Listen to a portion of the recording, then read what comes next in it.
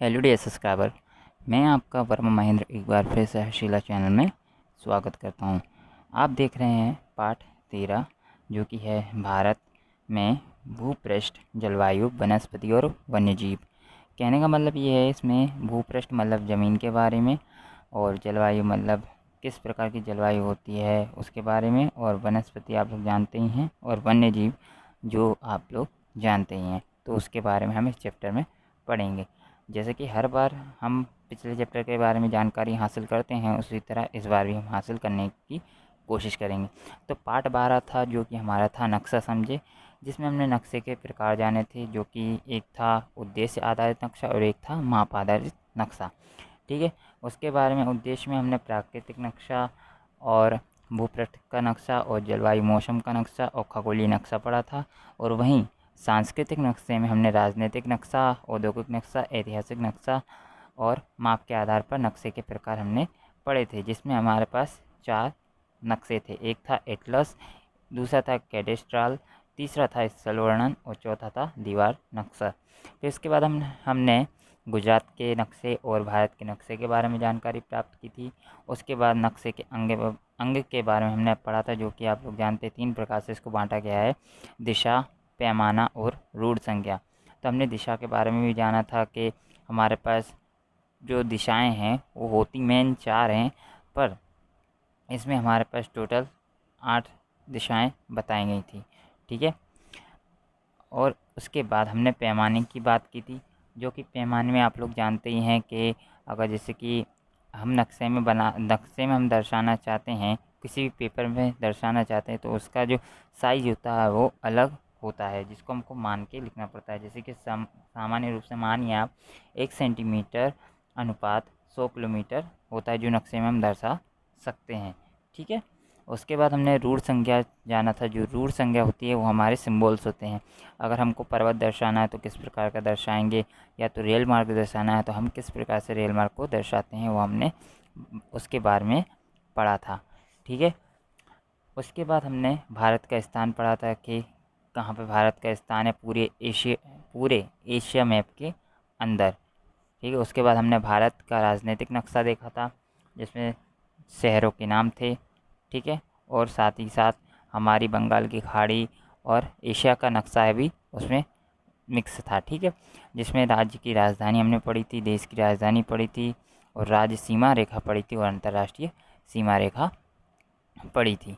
ठीक है, तो इसी के साथ हमारा पार्ट 12 ख़त्म हो गया था। अब हम बात करें पार्ट 13। उसके पहले मैं आप लोगों से जीके का एक क्वेश्चन आपके लिए रखूँगा, जो कि क्वेश्चन है कुछ इस प्रकार से। कमेंट सेक्शन में ज़रूर कमेंट करके बताइए। ठीक है, और कल आपको उसका आंसर देना होगा। ठीक है, कल तक आपको उसका आंसर देना होगा। जैसे कि हमारा पिछले का क्वेश्चन था, जो कि था कि दशमलव की खोज किसने की थी, तो वो था आर्यभट्ट ने की थी। ठीक है, अब हमारा जो है नेक्स्ट क्वेश्चन वो है डब्ल्यू एच ओ का पूरा नाम क्या है, तो आपको उसको हमको कमेंट सेक्शन में करके बता देना। ठीक है, अब बात करते हैं पार्ट 13 भूपृष्ठ, जलवायु, वनस्पति और वन्यजीव के बारे में। तो चलिए स्टार्ट करते हैं। भारत विशाल भौगोलिक क्षेत्र वाला देश है। वह भौगोलिक विविधता रखता है। यह विविधता हमें विस्मय में ढालती है। उत्तर में हिमालय की पर्वतमाला, जिसके ऊंचे शिखर 12 मास बर्फ से ढके होते हैं, जो कि आप लोग जानते हैं हिमालय। पूर्व में बंगाल की खाड़ी, पश्चिम में अरब सागर और दक्षिण में हिंद महासागर स्थित होता है। पूर्व में क्या होता है, बंगाल की खाड़ी होता है, पश्चिम में अरब सागर और दक्षिण में हिंद महासागर होता है, और उत्तर में क्या होता है, हिमालय की पर्वतमाला। भारत का क्षेत्रफल लगभग 32.8 लाख वर्ग किलोमीटर है। उसकी अनुमत विस्तार उत्तर में कश्मीर से लेकर दक्षिण में कन्याकुमारी तक 3214 किलोमीटर, और पूर्व में अरुणाचल प्रदेश से पश्चिम में गुजरात के कच्छ तक 2933 किलोमीटर तक है। ठीक है, लंबा समुद्री किनारा, ऊंची ऊंची पर्वतमालाएं, दूर दूर तक फैले नदी मैदान, ऊबड़ खाबड़ पठार और किनारे से दूर स्थित द्वीप समूह जैसे विविधता भूमि स्वरूप में पाए जाते हैं। जलवायु और वनस्पति के साथ संस्कृति एवं भाषा की विविधता भी हमारा ध्यान आकर्षित करता है। हमारे रिवाजों और परंपराओं में भिन्नता पाई जाती है और यह विविधता और एक राष्ट्र की भावना हमें विश्व में एक विशिष्ट पहचान दिलाती है। कहें तो सिंपल शॉर्ट में भारत में विविधता में एकता पाई जाती है। ठीक है, यही हमारे वाक्य कहना चाहते हैं। और इसमें बताया है कि भारत का कुल जो क्षेत्रफल है वो 32.8 लाख वर्ग किलोमीटर है। ठीक है, उसके बाद यहाँ पर बताया गया है कि दक्षिण में कन्याकुमारी जो कि 3214 है, और पूर्व में अरुणाचल प्रदेश, और पश्चिम में गुजरात तक जो कि 2933 किलोमीटर तक फैला हुआ है। ठीक है, अब आगे देखते हैं भारत के प्राकृतिक विभाग, physical division of India. Bharat के भूपृष्ठ के आधार पर उसके प्राकृतिक विभाग किए गए हैं। उत्तर भारत में हिमालय काफ़ी हद तक सीमा रक्षक का कार्य करता है। इसके उत्तर दक्षिण में फैली समांतर पर्वतमाला को 3 भागों में बांटा गया है। इसके ठीक उत्तर में महा हिमालय या हिमाद्री पर्वतमाला, विश्व का सबसे ऊंचा पर्वत शिखर माउंट एवरेस्ट स्थित है। मतलब कहें तो जो हमारा सबसे बड़ा पर्वत शिखर है वो हमारा माउंट एवरेस्ट है, जो कि कहाँ है, हिमाद्री पर्वतमाला के पास में सबसे ऊंचा पर्वत शिखर माउंट एवरेस्ट है। ठीक है, इसके बाद इसके दक्षिण में मध्य हिमालय या हिमाचल नाम से पहचानी जाने वाली पर्वतमाला है। इस पर दर्शनीय स्थल और यात्राधाम आए हुए हैं। इसके दक्षिण में शिवालिक और लघु हिमालय, शिवालिक या लघु हिमालय के नाम से पहचाने जाने वाली पर्वतमाला है। दक्षिण में क्या है, शिवालिक यानी लघु हिमालय कहते हैं जिसको, पर्वतमाला है। और इसके मध्य में हिमाचल है यानी हिमालय है। उसके बाद हमारे पास माउंट एवरेस्ट है जो कि हिमाद्री पर्वत शिखर पर पाई जाती है। हिमालय के दक्षिण में गंगा, सतलुज, यमुना, ब्रह्मपुत्र और उनकी शाखा नदियों द्वारा बिछाए गए कांप से बना विशाल मैदान स्थित है। नदियों से बना यह मैदान समतल और कृषि के लिए उपजाऊ जमीन वाला है। यहाँ अधिक कृषि उत्पादन होने से मैदानों में घनी जनसंख्या पाई जाती है। जनसंख्या का कारण क्या है, यहाँ पे नदियों से बना मैदान जो कि समतल है, कृषि के उपजाऊ के लिए ज़मीन वाला है, इसलिए यहाँ पे जनसंख्या घनी पाई जाती है। भारत के पश्चिम भाग में भारतीय महामरुस्थल आया है। यहाँ गर्मी अधिक और बरसात की मात्रा नहीवत होती है। कभी कभी तो लगातार 3-4 वर्ष तक वर्षा नहीं होती है। इस क्षेत्र में वनस्पति की मात्रा अत्यंत कम है, मतलब वर्षा नहीं होगी तो वनस्पति भी नहीं होगी और पेड़ भी नहीं उगेंगे। उत्तर के मैदान के दक्षिण में उल्टे त्रिभुज आकार का दक्कन का पठार आया हुआ है। उसका भूपृष्ठ समतल नहीं है। उसके कुछ भाग ऊंचे तो कुछ भाग कम ऊंचाई वाले हैं। यहाँ कई पर्वतमाला और पहाड़ियाँ का क्षेत्र है। इसमें दुनिया का सबसे प्राचीन पर्वतमाला अरावली है। अगर सबसे प्राचीन पर्वतमाला पूछा जाए तो अरावली होगा। ठीक है, जो इस क्षेत्र के उत्तरी पश्चिम में स्थित है। कहाँ पर इसे, उत्तर पश्चिम में स्थित है। उसके दक्षिण पूर्व में विंध्याचल और सतपुड़ा की पर्वतमालाएं हैं। पूर्व से पश्चिम की तरफ बहकर अरब सागर में मिलती नर्मदा और तापी। दक्षिण के पठार की पूर्व दिशा में पूर्वी घाट और पश्चिम दिशा में पश्चिमी घाट है, जिनमें पश्चिम घाट सतत जबकि पूर्वी घाट कटा फटा है। यह पठारी भाग ज्वालामुखी से बना होने के कारण इसमें खनिज अपार मात्रा में मिलता है। मतलब इसमें क्या है, पठारी भाग ज्वालामुखी से बना होने के कारण इसमें क्या होता है, खनिज अपार मात्रा में प्राप्त किए जाते हैं। आगे देखते हैं, आप लोगों को नक्शा दिख रहा होगा जो कि भारत प्राकृतिक का नक्शा है, भारतीय। ठीक है, तो इसमें कुछ जगहें बताई हैं जिसमें 1200 से अधिक है, जो कि हमारा यहाँ पे हल्का ऑरेंज कलर दिखाई दे रहा होगा। जिसमें हम कहें तो हमारे यहाँ पे ये कैलाश श्रेणी या काराकोरम और लद्दाख श्रेणी जैसी आती हैं। उसके बाद 600 से 1200 के बीच हमारे पास यहाँ पे मिलते हैं दक्कन का पठार, फिर मलवा का पठार, ऐसी स्थान मिलते हैं। उसके बाद 300 से 600 जो कि डार्क वाला है, उसमें हमारा कोंकण मिलता है, फिर विंध्या श्रेणी मिलती है, सतपुड़ा मिलता है, ऐसी जगह हैं। फिर इसके बाद जो 0 से 300 है वो हमारा साबरमती नदी, यमुना नदी, सारे प्रकार की नदियाँ हैं। ठीक है, उसके बाद जो हमारा डार्क में है वो हमारा पर्वत श्रेणी है, जिसमें हमारा पर्वत श्रेणी में यहाँ सतपुड़ा श्रेणी, नर्मदा नदी, विंध्य श्रेणी ऐसी बताई गई हैं। अब आगे देखते हैं। पूर्वी घाट के पूर्व में और पश्चिमी घाट के पश्चिमी तट पर मैदान आए हुए हैं। इन मैदानों में पूर्वी घाट के मैदान की तुलना में पश्चिमी घाट तट का मैदान संकरा है। गोदावरी, महानदी, कावेरी और कृष्णा पूर्व की ओर बहकर उपजाऊ डेल्टा प्रदेश बनाकर बंगाल की खाड़ी में मिलती है। ब्रह्मपुत्र और गंगा नदियों ने बंगाल की खाड़ी में सुंदरवन नामक विशाल डेल्टा प्रदेश की रचना की है। मतलब बंगाल की खाड़ी है जिसमें सुंदरवन नाम की एक विशाल डेल्टा प्रदेश की रचना की गई है। ठीक है, आगे देखते हैं। भारत में 2 द्वीप समूह हैं, बंगाल की खाड़ी और दक्षिण पूर्व में अंडमान और निकोबार, तथा अरब सागर में केरल के तट से पश्चिम में प्रवाल यानी मूंगा के ढेर से बने लक्षद्वीप हैं, जो कि भारत के ठीक दक्षिण में हिंद महासागर आया हुआ है। ठीक है, जो कि आपकी नॉलेज के लिए बता दूं, जो हिंद महासागर है वो हमारे भारत के दक्षिण में स्थित है, ये ध्यान रखिएगा। अब आप लोगों को यहाँ पे क्या करना है, जो क्रियाकलाप है आपको मानचित्र दिया गया, ब्लैंक दिया गया, जो कि आप लोगों को खुद से भरना होगा। इसमें 12 की 12 जगह आपको पिछले वाले मैप पर आपको मिल जाएंगी, जो कि आप आसानी से इसको भर सकते हैं, कौन सी जगह पे कौन सी चीज़ आना चाहिए। ठीक है, बात करते हैं आगे। भारत की जलवायु।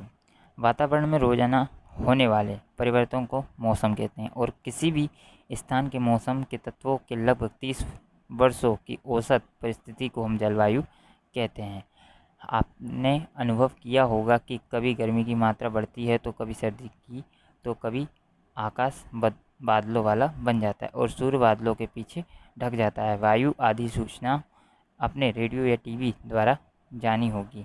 भारत में निम्न अनुसार ऋतुएं अनुभव होती हैं। जैसे कि हम कहें तो सर्दी दिसंबर से फरवरी के बीच आती है, जो कि ठंडी ऋतु होती है। फिर गर्मी मार्च से मई के महीने तक चलती है, जो कि ग्रीष्म ऋतु होती है, गर्मी का सीज़न होता है। चौमासा, जो कि जून से सितंबर तक होता है, जिसको हम वर्षा ऋतु कहते हैं। फिर वापस लौटती मानसूनी हवाओं या पवन की ऋतु, जो कि अक्टूबर से नवंबर के बीच, जिसको हम शरद ऋतु, निवर्तन ऋतु भी कहते हैं। ठीक है, हम जानते हैं सर्दी के बारे में, जिसको हम विंटर कहते हैं। सर्दी ठंडी की ऋतु है। इन दिनों में सूर्य की किरण तिरछी पड़ने से और कभी हिमवर्षा होने से उत्तर के मैदान में और हिमालय के पर्वतीय प्रदेशों में तापमान नीचे जाता है। गुजरात के उत्तरी भाग के क्षेत्रों में राज्य के अन्य क्षेत्रों की अपेक्षा अधिक ठंडी का अनुभव होता है। इस ऋतु में दिन छोटे होते हैं, मतलब ठंडी की ऋतु में क्या होता है, ठंडी ज़्यादा होती है और इसकी सूरज की जो किरणें होती हैं वे तिरछे एरिए पर पड़ने लगती हैं और इसमें दिन भी छोटे होते हैं। अब बात करते हैं गर्मी, जो कि समर कहते हैं जिसको। गर्मी परेशान करने वाली ऋतु है। इन दिनों में सूर्य की किरणें लगभग सीधे पड़ने से तापमान अधिक होता है, जबकि समुद्री किनारों का तापमान देश के अन्य स्थलों की अपेक्षा कम होता है। दोपहर को गर्म शुष्क पवन चलता है, जिसे हम लू कहते हैं। इस समय दरमियान गुजरात के उत्तरी भाग और राजस्थान के पश्चिमी भाग में अधिक गर्मी अनुभव की जा सकती है। इस ऋतु में सर्दी की तुलना में दिन अधिक लंबे होते हैं। कहें तो इसमें दिन छोटे होते हैं और गर्मी में दिन लंबे होते हैं, और जो दोपहर को गर्म शुष्क हवा चलती है उसको हम लू कहते हैं। और सूर्य की किरण इसमें क्या पड़ती है, सीधी पड़ती है, जो कि ये ऋतु बहुत परेशान करने वाली ऋतु है। ठीक है, अब बात करते हैं चौमासा, जिसको हम मानसून कहते हैं। चौमासा वर्षा की ऋतु है। दक्षिण पश्चिम नैऋत्य दिशा में बहती पवन समुद्र से गुजरने के कारण वे नमी वाली होती है। ये पवन वर्षा लाती है। ये पवन की एक शाखा अरब सागर से आगे बढ़कर केरल, महाराष्ट्र, गुजरात और मध्य भारत तक पहुंचती है, जबकि दूसरी शाखा बंगाल की खाड़ी में अंडमान द्वीप समूह से पूर्व भारत होकर गंगा के मैदान में आगे बढ़ती है। ये दोनों शाखाएं आगे जाकर एक दूसरे को मिलकर पश्चिमी उत्तर प्रदेश, हरियाणा, पंजाब और पूर्वी राजस्थान तक पहुंचकर वर्षा करती हैं। वर्षा के आगमन से किसान वर्ग कृषि कार्य में प्रवृत्त हो जाता है। इन पवनों के मार्ग में पर्वत आय तब वहाँ अधिक वर्षा होती है। कहें तो चौमासा के सीज़न क्या होता है, बरसात वाला है, तो इसमें जो ये पवन जिस शाखा से अरब सागर से आगे बढ़कर केरल, महाराष्ट्र, गुजरात और मध्य प्रदेश तक पहुंचाने का काम करती है। ठीक है, और ये यहाँ जो दक्षिण से पश्चिमी की ओर यहाँ पे जो बहती पवन है वो समुद्र के कारण यहाँ पे नमी होती है, नमी वाली होती है। अब बात करते हैं आगे। गुजरात में वर्षा की शुरुआत जून महीने के दूसरे तीसरे हफ्ते से शुरू हो करके जुलाई के पहले हफ्ते तक तो पूरे गुजरात में वर्षा का आगमन हो जाता है। गुजरात में इन पवनों के मार्ग में बड़े पर्वत न होने से वर्षा की मात्रा कम है। अगर कोई आपको पूछे गुजरात में क्यों बरसात कम होती है, तो उसका कारण यही होगी कि क्योंकि गुजरात में पवनों के मार्ग से बड़े पर्वत ना होने के कारण यहाँ पर वर्षा कम होती है। ठीक है, भारत के अधिकांश कृषि वर्षा पर निर्भर होने से अच्छे चौमासे का अर्थ कृषि में अधिक उत्पादन होता है। यह ऋतु कृषि के लिए अत्यंत महत्वपूर्ण मानी जाती है। मतलब यह ऋतु कहें तो किसान लोगों के लिए सबसे अच्छी मानी जाती है, क्योंकि इसी टाइम फसलें जो होती हैं ज़्यादा प्रोग्रेस में आती हैं। आगे देखते हैं। अब आप लोगों को एक क्रियाकलाप दिया है जिसमें आपको सर्दी में कौन से त्यौहार आते हैं, गर्मी में कौन से त्यौहार आते हैं और चौमासे में कौन से त्यौहार आते हैं, वो आपको लिखना है। चौथा है वापस लौटती मौसमी पवन की ऋतुओं में कौन से त्यौहार आते हैं। ठीक है, वापस लौटती मौसमी पवनों की ऋतु, इस ऋतु में पवन स्थल भाग से समुद्र की तरफ जाती है। यह परिस्थिति चौमासे के एकदम विपरीत पाई जाती है। उत्तर पूर्व जिसको ईशान दिशा में से ज़मीन से आने के कारण शुष्क होती है, जिससे वर्षा नहीं होती है। इन दिनों बादल छट जाने से आकाश स्वच्छ हो जाता है, तापमान ठीक ठाक मात्रा में बढ़ता है, जिसका लोगों के स्वास्थ्य पर विपरीत प्रभाव पड़ता है। अक्टूबर पूरा होने तापमान घटने लगता है और नवंबर से प्रातःकाल ठंडी का अनुभव होता है। ये पवन बंगाल की खाड़ी से गुजरने के कारण नमी धारण कर लेती है और भारत के पूर्वी किनारे पर तमिलनाडु और आंध्र प्रदेश इन दिनों वर्षा होती है। मतलब समझो तब सब जगह नमी हो जाती है और तब भारत के पूर्वी किनारों पर तमिलनाडु और आंध्र प्रदेश के दिनों में आंध्र प्रदेश राज्यों में इन दिनों वर्षा होती है। ठीक है, भारत की जलवायु में स्पष्ट ऋतुभेद अनुभव होता है। इस विशेषता के कारण सामान्य रूप से मौसमी जलवायु कहलाई जाती है। ये रही मौसमी जलवायु की डेफिनेशन यानी परिभाषा। ठीक है, यदि 12 मास एक समान ऋतु हो तो हमारे जीवन पर कैसा प्रभाव पड़ेगा, नीचे के मुद्दे पर रखकर बताइए। अगर हमारे पास एक ही प्रकार की ऋतु होगी तो कहेंगे तो सभी प्रकार से हमारे कुछ जो ऋतुएं का अनुभव होता है वो सही तरीके से होता है, क्योंकि हम एक ही ऋतु के अंदर रहेंगे या तो फिर हम लोगों का होगा शरीर पे टेम्परेचर, गर्मी के सीज़न में रहेंगे तो शरीर का टेम्परेचर बढ़ जाएगा और सर्दियों में रहेंगे तो हम ठंडे हो जाएंगे। इस प्रकार से हमें अलग अलग ऋतुओं का अनुभव होना ज़रूरी है। ठीक है, आगे देखते हैं वनस्पति जंगलों के प्रभाव, जो वेजिटेशन टाइप ऑफ फॉरेस्ट। हमारे चारों तरफ विविध प्रकार के पौधे, वृक्ष और घास पाए जाते हैं।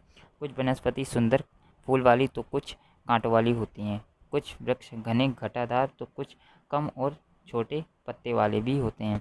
वनस्पति एक प्रदेश से दूसरे प्रदेश में अलग अलग होती हैं। इस विविधता का कारण जलवायु में रही भिन्नता। इस जलवायु के आधार पर ही जंगलों के विभाग किए गए हैं। बरसात की मात्रा इस वनस्पति की विविधता में सर्जन का मुख्य आधार माना जाता है। जंगलों के प्रकार इस तरह हैं, जिसमें से पहला है उष्ण कटिबंधीय वर्षातीय पवन, ट्रॉपिकल रेनी फॉरेस्ट। जहाँ वर्षा की मात्रा अधिक होती है वहाँ उष्ण कटिबंध वर्षाती जंगल होते हैं। मतलब जहाँ बरसात अधिक मात्रा में पाई जाती है वहाँ पर उष्ण कटिबंध बरसाती जंगल होते हैं। इन वनों में वृक्ष घने और घटादार होने से सूर्य की किरण जमीन तक नहीं पहुँच सकती। अनेक प्रकार के वृक्ष, बेल और फर्न यानी बारीक पत्तियों वाला पौधा यहाँ पाए जाते हैं। इसके उपरांत आगे देखते हैं। इसके उपरांत सभी प्रकार के वृक्षों में एक साथ पतझड़ नहीं आता, परंतु वर्ष के अलग अलग समय में पतझड़ होने से वे हमेशा हरे भरे दिखाई देते हैं। ऐसे वृक्ष पश्चिमी घाट के किनारे की तरफ ढलानों में पट्टी स्वरूप और अंडमान निकोबार के द्वीपों तथा उत्तरी पूर्वी भारत के कुछ भागों में है, जैसे महोगनी, रोजवुड, बैंत आदि मुख्य वृक्ष हैं, ठीक है, जो कि उष्णकटिबंधीय के हैं। जिसमें जो हमारा ये पहला सेक्शन था वो हमारा था बरसाती पवन का, जिसमें ये पौधे पाए जाते हैं। अब बात करते हैं आगे उष्णकटिबंध पतझड़ के वन, जिसको ट्रॉपिकल डिसिडियस फॉरेस्ट कहते हैं। इस प्रकार के वन में भारत के अधिक भाग में पाए जाते हैं। ये वन कम घने होते हैं। इनके वृक्ष पतझड़ ऋतु के दौरान अपने पत्ते गिराते हैं, इसलिए इन्हें पतझड़ मौसमी जंगलों के नाम से पहचाना जाता है। जिसमें साग, साल, बांस, महुआ, नीम आदि वृक्ष इस प्रकार के जंगलों में पाए जाते हैं, ठीक है, जो कि इसकी परिभाषा का है उष्णकटिबंधीय पतझड़ के पवन, जिसमें कि ये पेड़ क्या करते हैं, कुछ इस तरह करते हैं कि इनके पत्ते खुद झड़ने लगते हैं, जिसको हम पतझड़ के पवन कहते हैं। आगे बात करते हैं शुष्क और झाड़ीदार one, dry and scrub forest. ऐसे वन कम वर्षा वाले क्षेत्रों में पाए जाते हैं। यहाँ के वृक्ष कटीले होते हैं। तुअर, खैर, खेजड़ी, बबूल, बेर आदि मुख्य हैं। राजस्थान, हरियाणा, पश्चिमी घाट में पूर्वी ढलान पार और गुजरात में पाए जाते हैं। जैसे कि आपको दिख रहा होगा, हमारे पास नक्शा है भारत प्राकृतिक वनस्पति का, जिसमें हमारे पास जो ग्रीन है बिल्कुल डार्क ग्रीन, जो कि हमारा सदाबहार पवन, जिसको हम बरसाती पवन कहते हैं, वो एरिया है, ठीक है। उसके बाद जो हल्का ग्रीन है उसका है उष्णकटिबंधीय पतझड़ के पवन, जो कि अपने ऑटोमेटिक पत्ते गिरा देता है वो। फिर उसके बाद शुष्क झाड़ीदारपन है, और उसके बाद पर्वतीय वन जो कि हल्का ग्रे है।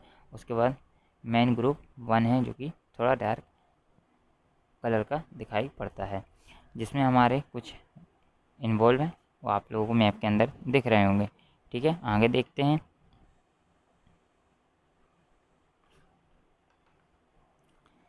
आगे दिया गया है आपको कि पर्वतीय वन,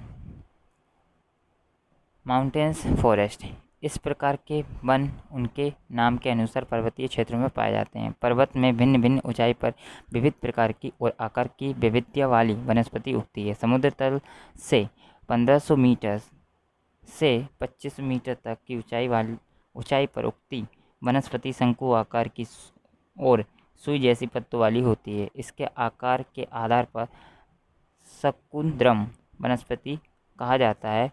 चीड़, देवदार, पाइन आदि इस प्रकार की वनस्पतियाँ होती हैं। अगर हम कहें पर्वतीय पवन की, तो जो कि पर्वतीय पवन है वो समुद्र तल से 1500 मीटर से 2500 मीटर के बीच ऊंचाई पर वनस्पति शंकु आकार की होती है, और जो कि सुई जैसे पत्तों वाली दिखाई देती हैं, जिसको हम क्या कहते हैं, पर्वतीय वन कहते हैं, ठीक है। इसमें चीड़, देवदार, पाइन आदि प्रकार की वनस्पति पाई जाती हैं। अब बात करते हैं मैनग्रोव वन, जो कि मैनग्रोव फॉरेस्ट के नाम से भी जाना जाता है। इस प्रकार के वन समुद्री ज्वार के खारेपन में विकसित होते हैं। ऐसे वन पर पश्चिम बंगाल, गुजरात और अंडमान निकोबार के टापुओं के समुद्र किनारे पर स्थित होते हैं। गंगा के डेल्टा प्रदेश में सुंदरवन इस प्रकार का जंगल है। इसका नाम वहाँ होने वाले सुंदरी नामक वृक्ष के नाम से पड़ा है। गुजरात के समुद्री किनारे पर इस प्रकार के वनों में चेर के वृक्ष पाए जाते हैं, जिनका उपयोग स्थानीय लोग स्थान के रूप में करते हैं। जैसे कि आप लोगों को यहाँ पे सूची दी है कि जंगल के प्रकार के सामने उस जंगल में पाए जाने वाली वृक्षों की सूची दीजिए। तो आप लोग वृक्ष की सूची दे सकते हैं, क्योंकि हम पाँचों के पाँच पढ़ चुके हैं, तो उसमें कोई भी आपको 2-3 वृक्ष के नाम लिख देने, 3-3 वृक्ष के नाम लिख देने, ठीक है। अब बात करते हैं जंगलों का महत्व। जंगल हमारी अनेक आवश्यकताएं पूरी करती है। उनमें से होने वाले मुख्य लाभ नीचे सारणी की मदद से जानें। जैसे कि आप लोग जानते ही हैं कि जंगल में पेड़ पौधे होते हैं, और जो कि पेड़ पौधे हमारे वातावरण को शुद्ध रखते हैं, और जंगलों में कई प्रकार की लकड़ियाँ हैं जो हम यूज़ में लेते हैं, और कई प्रकार के उसमें फल भी होते हैं जो कि हम यूज़ में लेते हैं। ठीक है, अब जानते हैं पर्यावरणीय महत्व और आर्थिक महत्व। वातावरण शुद्ध रखते हैं, वर्षा लाते हैं, मिट्टी का कटाव रोकते हैं, वन्य जीवों के प्राकृतिक आवास हैं, भूमिगत जल संरक्षण करते हैं। अब बात करते हैं आर्थिक महत्व का। ईंधन और इमारती लकड़ी, औषधियाँ, उद्योगों के लिए कच्चा माल, घास चारा और लाख राल गोंद जैसी वन उपज इसमें होते हैं। ठीक है, क्रियाकलाप दिया है वो आप लोग खुद से ट्राई कीजिए। अब आगे देखते हैं।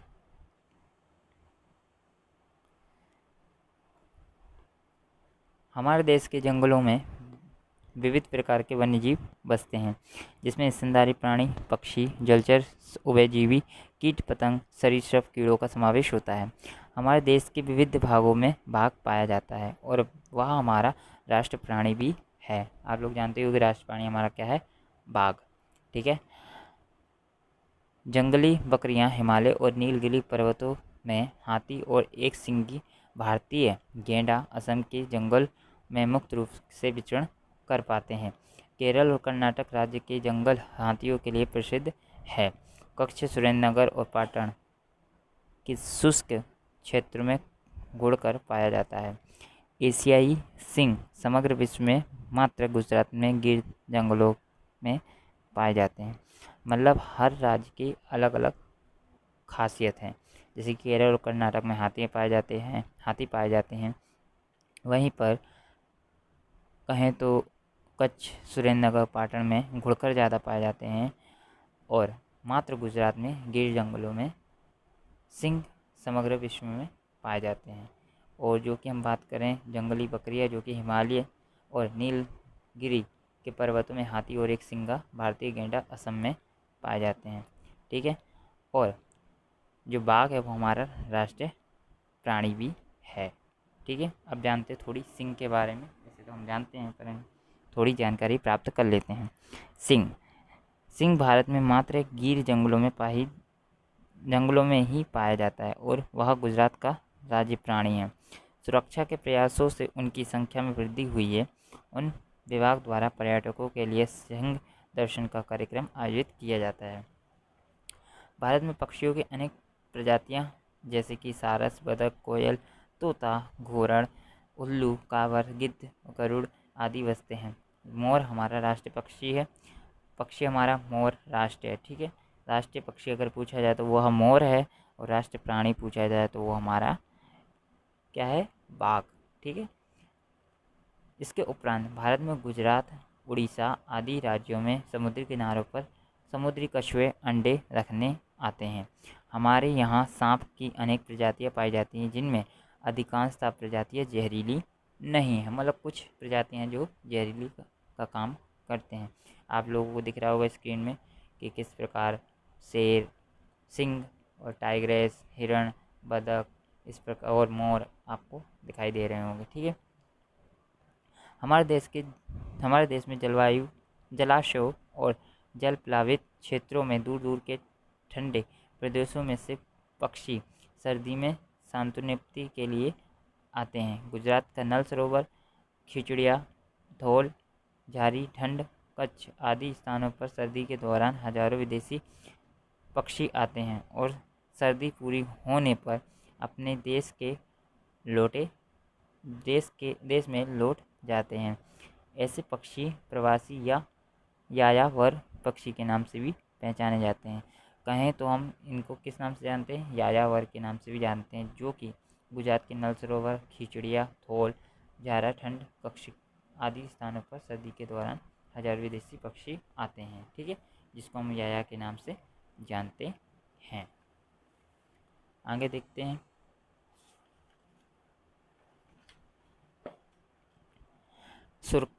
सुरखाब जो कि फ्लामिंगो होता है। उसके बाद सुरखाब नल सरोवर, कच्छ के रण और कीचड़ या पानी वाले क्षेत्रों में पाया जाता है। सुरखाब लंबे पैर और सफ़ेद गुलाबी कोम वाला होता है। भारत की मात्रा कक्ष में ही घोंसला बनाता है। ज़मीन पर कीचड़ वाली क्षारीय मिट्टी में छोटा गोल ढीला बनाकर उसके ऊपर गड्ढा बनाकर उसमें अंडे रखता है। ठीक है, ये थी सुरखाब की कुछ विशेषताएं।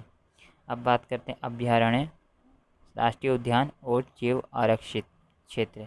ठीक है, जिसमें अभयारण्य के बारे में आप लोग पिछली कक्षाओं में भी पढ़ चुके होंगे, जो कि राज्य सरकार द्वारा वन्य जीवों के लिए बनाए जाते हैं। राष्ट्रीय उद्यान भी आप लोग जानते होंगे, जो कि राष्ट्रीय उद्यान कहें तो एक प्रकार से सरकार द्वारा ही पालतू प्राणियों को चराने पर संपूर्ण प्रतिबंध लगाने, मतलब उनको आलतू फालतू जगहों पर घूमने की परमिशन नहीं देता, उनको एक व्यवस्थित जगहों पर रखने का काम करता है।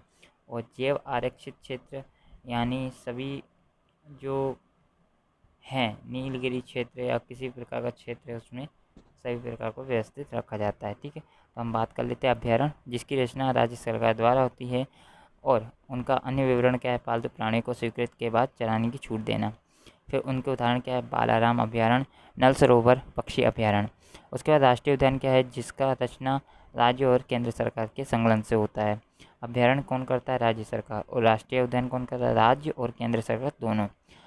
पालतू प्राणी को चराने पर संपूर्ण प्रतिबंध, अगर पालतू प्राणी है तो उसको चराना नहीं है आपको, ऐसा संपूर्ण प्रतिबंध लगाती है। ठीक है, गिर राष्ट्रीय उद्यान, बेलादार राष्ट्रीय उद्यान, जैव आरक्षित क्षेत्र, जिसकी रचना अंतर्राष्ट्रीय मापदंडों के अनुसार होती है। सभी बाहरी मानवीय प्रवृत्तियों पर संपूर्ण प्रतिबंध होता है। कक्ष के रण का आंशिक क्षेत्र, नीलगिरी का क्षेत्र, जिसको हम दक्षिण भारत में देख सकते हैं। ऐसे हमारे पास 3 प्रकार के अभ्यारण्य, राष्ट्रीय उद्यान और जैव आरक्षित क्षेत्र हैं, जो कि जानवरों के लिए, पशु पक्षियों के लिए काफ़ी बेटर होते हैं। वन्य और वन्य जीवों की सुरक्षा हम सबकी जिम्मेदारी है।